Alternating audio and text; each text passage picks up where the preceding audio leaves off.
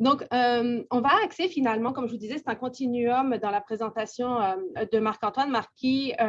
On s'est vraiment focusé sur le fait de former et d'être formé en soins palliatifs pédiatriques et pourquoi effectivement il faut faire preuve d'interdisciplinarité et d'adaptabilité au sein de notre équipe, de notre CHU et de la communauté.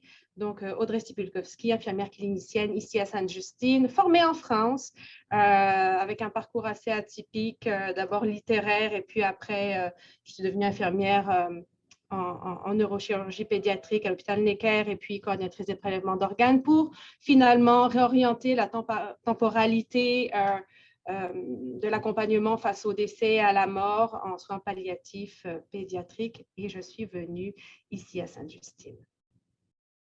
Donc, pour faire donc un petit rappel, je pense que Dr Marquis en a vraiment bien parlé, les soins palliatifs pédiatriques, c'est vraiment pertinent à tout stade de la maladie ou d'une condition qui menace la vie d'un enfant.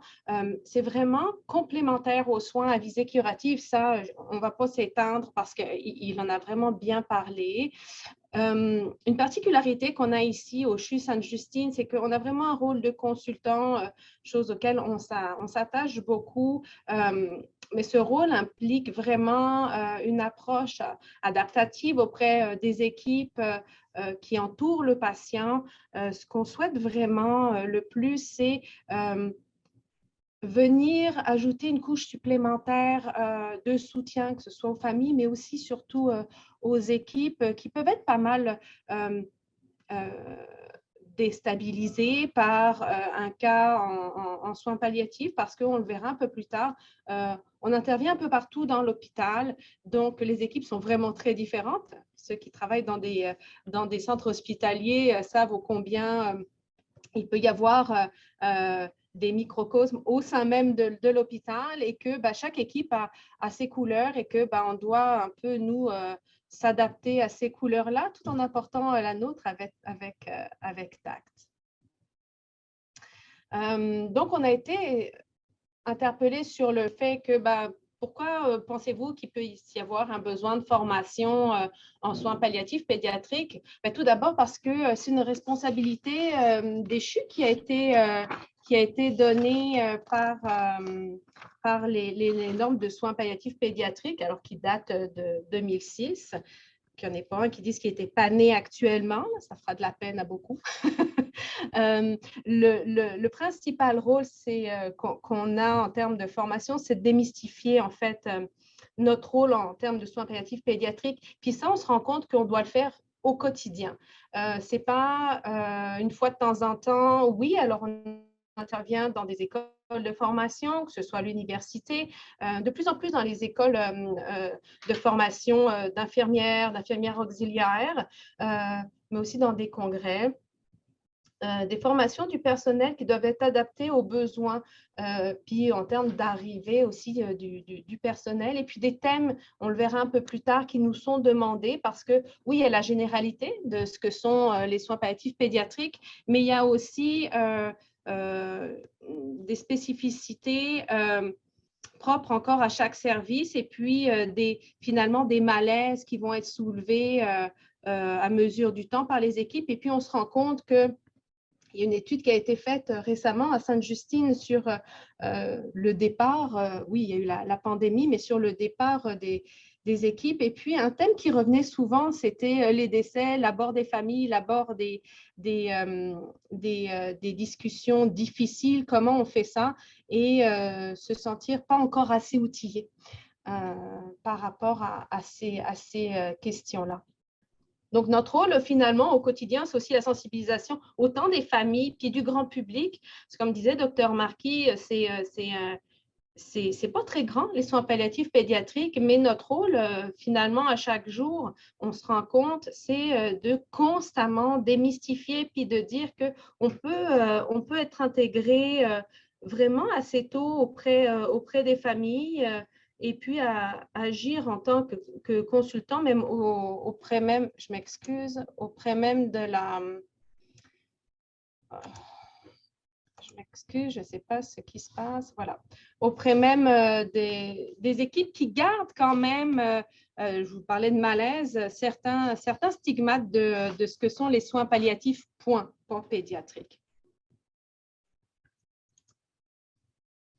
On a relevé certains enjeux ici au CHU et puis communauté. Ce qu'on entend par communauté, c'est l'extérieur, en dehors des murs, que ce soit les CLSC, que ce soit les autres centres hospitaliers avec qui on travaille vraiment de manière très proche. L'enjeu numéro 1, c'est le peu d'exposition. On ne va pas se le cacher. C'est difficile de maintenir une expertise quand on n'a pas une exposition soutenue parce que les soins palliatifs pédiatriques, on le voit avec nos CLSC, quand on réfère nos patients, nous disent « Oh là là, je me rappelle, j'ai eu un patient que vous nous avez référé l'année passée, depuis, on a eu un changement de personnel, deuxième enjeu, et puis les gens sont plus formés. » Donc, on se rend compte qu'à chaque fois qu'on réfère un patient, c'est comme un renouveau.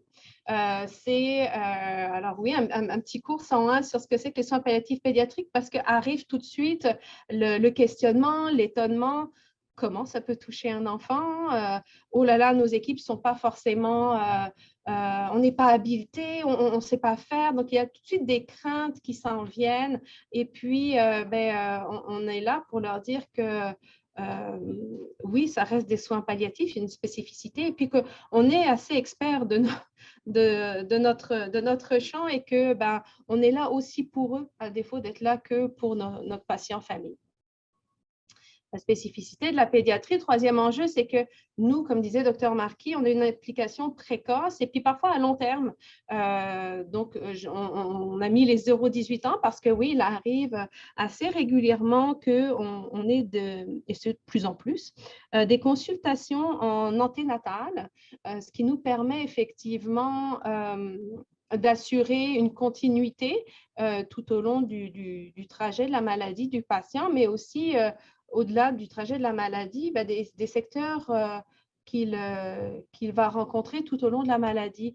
C'est vrai qu'on a eu à développer certains outils, vous verrez plus tard, mais pour faciliter notre quatrième enjeu qui est la communication, qui est un vrai défi dans les CHU, on ne se le cache pas, pour pouvoir effectivement assurer ce fil rouge qui est vraiment j'ai envie de dire, quelque chose qui est très important pour nos familles et puis tisser ce lien de confiance qui est vraiment nécessaire en soins palliatifs pédiatriques. Fait que si d'emblée, on est introduit que, comme c'était il y a quelques années en arrière, au moment de l'établissement d'un niveau de soins ou quand les choses vont vraiment très mal, pour une réorientation de soins, ça ajoute finalement une équipe à l'équipe qui est déjà en place et puis qui n'est pas forcément opportun à ce moment-là. Alors que quand on a pu rencontrer les familles, connaître leurs valeurs au fur et à mesure du temps, voir comment ils ont changé, le patient aussi, à mesure que la maladie a évolué, on a pu effectivement être au cœur de leurs valeurs et puis leur vision de la vie et pouvoir finalement les accompagner au mieux. C'est vrai qu'en pédiatrie, le sens de la maladie, la spiritualité autour est encore différente. Les discussions qu'on peut avoir, comme disait Dr Marquis, avec un adolescent ou avec des parents, mais même avec un enfant de 5-6 ans qui se questionne sur ce qui se passe, sont complètement différentes de ce qu'on pourrait avoir avec une personne comme on pourrait l'imaginer adulte, mature, sur le sens de sa vie et de ce qui se passe actuellement. On a une expertise aussi qui ressort, c'est la fratrie. Comment on explique les choses. Quand on parlait de malaise tout à l'heure, c'est un peu ça aussi.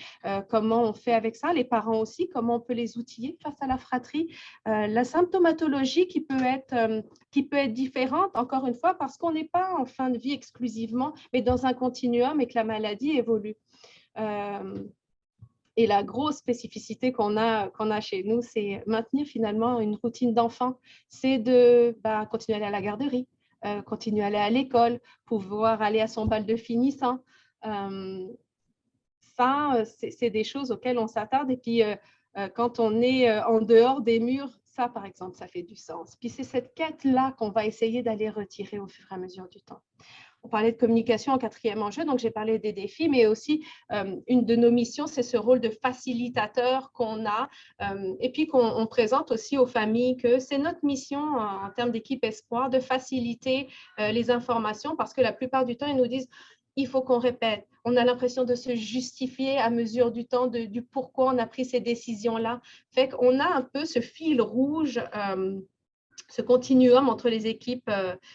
Et puis, un exemple frappant, c'est nos patients qu'on a connus, donc les mamans en anténatale. Le bébé se retrouve en néonatologie et puis quand il a gradué, quand il se retrouve en pédiatrie ou s'il a eu congé et qu'il se retrouve réhospitalisé pour XY raison, il va retourner en pédiatrie, un milieu que les parents ne connaissent pas. Eux, ils ont été habitués pendant des semaines, des mois à la néonatologie. Fait que les seules personnes généralement qui connaissent en termes de visage familier et puis d'approche, c'est nous. Donc, on a vu les enjeux plus généraux, puis finalement des enjeux spécifiques en pédiatrie. Alors ici, à l'interne, au CHU Sainte-Justine, on a cette philosophie qu'on veut conserver qui n'est pas d'unité de lit. C'est des choses qui surprennent les parents. C'est la première chose qu'on démystifie auprès d'eux généralement, c'est qu'on n'a pas de lieu physique et qu'on va se déplacer à eux où qu'ils soient. Donc déjà, en termes d'adaptabilité, je pense que c'est quelque chose d'important. Comme je vous le disais, on a ce besoin de se mettre un petit peu, d'où le caméléon, à la couleur, à la sauce de chaque équipe, que ce soit la pédiatrie en anténatale, la néonatologie, les soins intensifs, l'oncologie, travailler aussi de concert avec des équipes telles qu'on a ici le PICIC, le programme des soins intégrés complexes.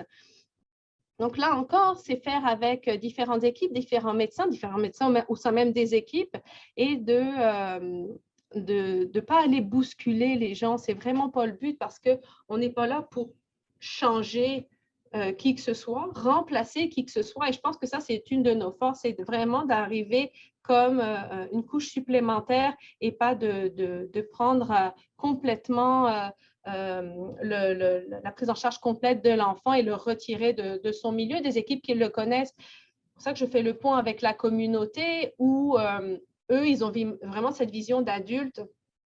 Et on les forme beaucoup sur ça, c'est qu'on reste en partenariat, la vision adulte, où effectivement, une fois qu'il est pris en charge par les soins palliatifs, bon, bah, ça y est, ils le prennent, il y a le médecin, il y a ceci, il y a cela. Puis on essaye de leur parler en fait de cette triangulation entre la famille, eux et puis nous. Donc, l'enjeu de les former sur ça et comme je vous disais, quelque chose d'assez quotidien pour nous. Le besoin de formation aussi vient du fait de la distance. On a beaucoup d'enfants qui vivent très, très loin. On en a en Abitibi, on en a un peu partout. Cette distance-là fait qu'on se doit de transmettre finalement la vision, comme je vous disais, ce continuum qu'on a eu avec la famille et qu'elle puisse se transposer le mieux possible à l'externe.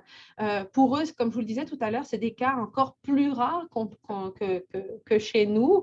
Fait que le malaise, la crainte, finalement, ce n'est pas un non, mais c'est la peur de ne pas savoir faire ou de mal faire. Mais donc là, on intervient beaucoup, beaucoup, que ce soit nous auprès des infirmières, les médecins auprès des autres médecins en termes de conscientisation, de prise en charge des symptômes. Il faut savoir aussi que les gestions des symptômes peut différer au niveau de l'adulte en termes de pharmacologie, mais le matériel médical, c'est quelque chose auquel on se heurte. Donc, on est beaucoup dans la prévoyance des choses et les techniques de soins qui peuvent différer par rapport à l'adulte. Je vais passer la main à ma collègue Lisanne.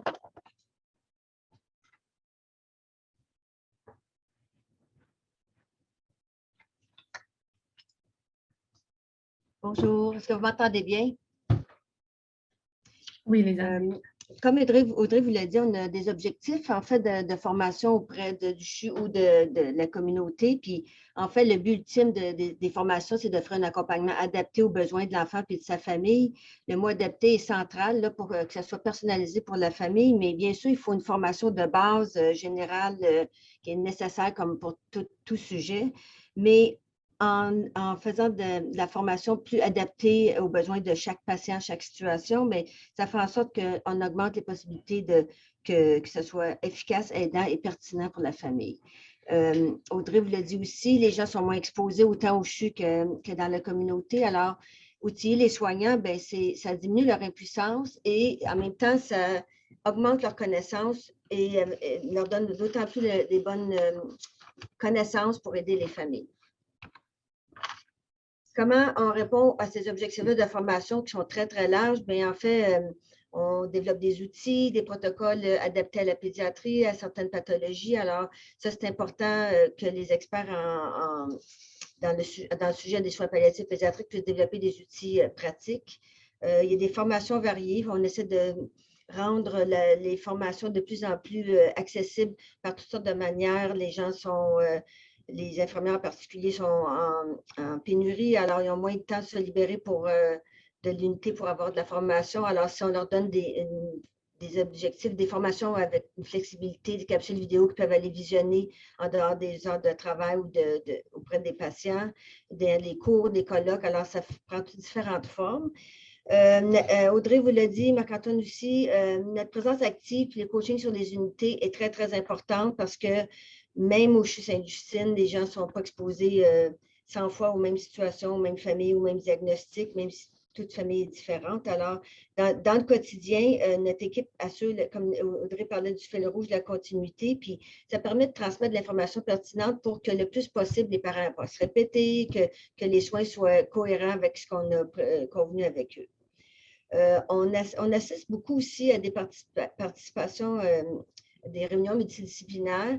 Puis je dirais que les patients qu'on suit conjointement avec d'autres équipes nous invitent à ces réunions-là, mais parfois notre présence, le fait d'être là, de poser des questions, puis de lever la main, ça rappelle aux gens que, ah oui, c'est vrai, peut-être les soins palliatifs peuvent nous aider dans telle situation, ou même dans des réunions multi où on n'est pas impliqué auprès d'un patient, mais ça suscite la réflexion de peut-être qu'on pourrait vous inclure, peut-être pourriez-vous apporter quelque chose. Je voudrais parler de la communication avec les CLSC, pardon, médecins, infirmières, physio, ergo, inhalo. C'est un défi parce que nos patients viennent d'un peu partout au Québec. Alors, l'expertise est encore plus difficile à garder ou à développer auprès des intervenants dans la communauté.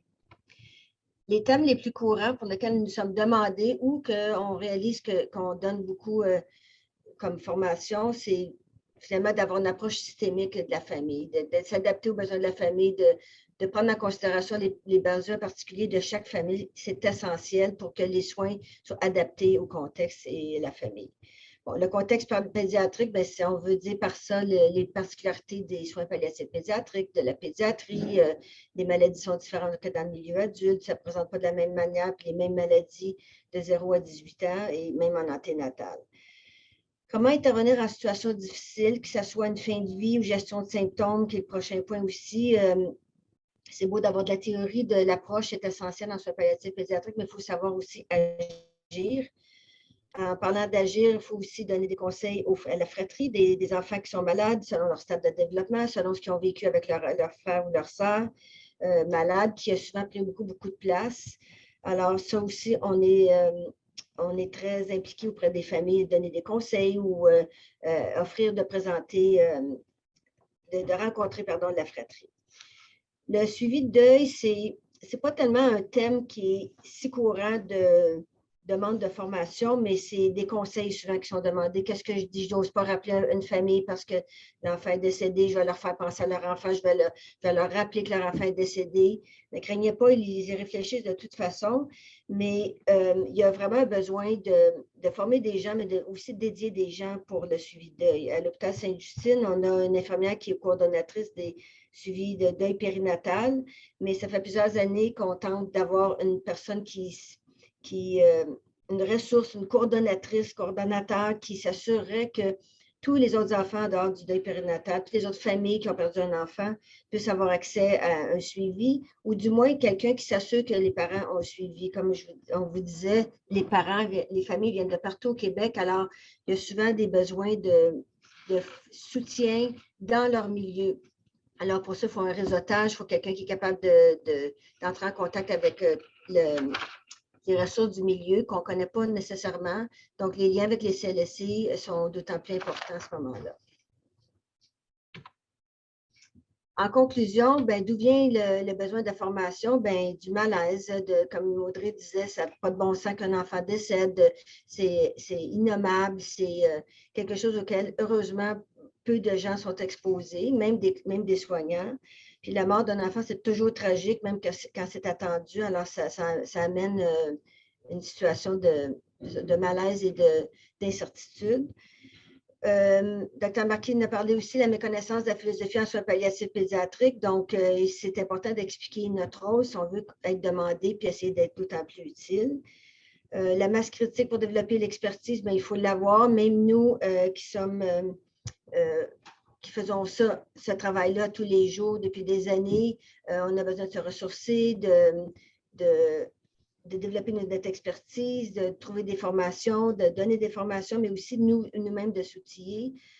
C'est pas évident pour tous les autres intervenants qui sont dans leur milieu respectif, puis qui, comme Audrey vous disait, parfois on appelle les CLSC, puis ils nous disent « Ah mon Dieu, j'ai eu un cas l'année passée ». Puis souvent, les gens n'ont pas été exposés aux soins palliatifs pédiatriques ou dans un contexte tellement différent que ça ne s'applique pas nécessairement, puis c'est un peu dangereux de dire « j'ai suivi une famille avec un enfant sur palliatif, je suis bonne à m'occuper de toutes les familles ». Audrey vous l'a dit aussi, c'est notre responsabilité selon les normes, même s'ils datent, c'est notre responsabilité déontologique aussi professionnelle. Donc, on se sent le devoir de partager notre expertise et de la partager et de la faire connaître. Démocratiser, rendre accessible les soins palliatifs pédiatriques, mais c'est tout ça. Si on en parle, si on démystifie, ça rend accessible, ça fait moins peur, on peut mieux comprendre comment on peut aider. Puis l'expérience nous démontre que même du soutien à distance, selon notre responsabilité d'expert en soins palliatifs, ça rend les gens d'autant plus sécures, capables de s'occuper d'enfants en soins palliatifs. Je ne sais pas combien de fois les CLSC, les CLSC étant les intervenants dans les CLSC, ils sont un peu hésitants à prendre en charge des enfants soins palliatifs pédiatriques, mais sachant qu'il y a un médecin au bout de la ligne à Sainte-Justine ou dans un autre centre hospitalier spécialisé en pédiatrie ou les infirmières, on se sent un peu plus brave et on se sent mieux outillé, puis on sait qu'on peut appeler quelqu'un à l'aide. Puis pour moi, c'est la plus grande force qu'un professionnel peut avoir, c'est connaître ses limites, savoir où retrouver les réponses et les ressources.